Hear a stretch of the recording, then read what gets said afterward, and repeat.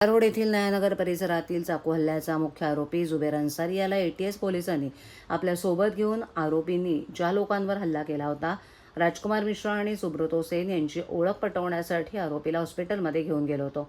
यावेळेला मोठ्या प्रमाणावर हिंदू संघटनांनी आरोपी जुबेर अन्सारी याला विरोध दर्शवला।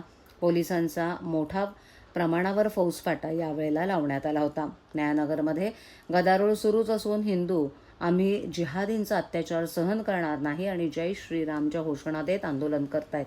पीडितीचा जबाब घेण्यासाठी आणि घटनास्थळाची पाहणी करण्यासाठी एटीएसचे जवान रुग्णालयात दाखल झालेत।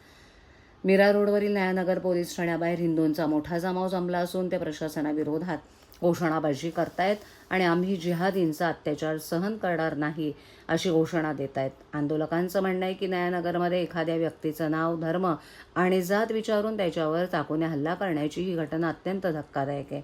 मुस्लिम बहुल नयानगरमध्ये यापूर्वीही अशा अनेक घटना घडल्यात। ही घटना अत्यंत खळबळजनक आहे। जखमी राजकुमार मिश्रा यांना वॉकार्ड रुग्णालयात दाखल करण्यात आले। त्यांचा जबाब घेण्यासाठी एटीएस आणि नयानगर पोलीस रुग्णालयात पोहोचलेत, परंतु आयसीयूमध्ये असलेल्या राजकुमार यांचा जबाब अद्याप मिळालेला नाही।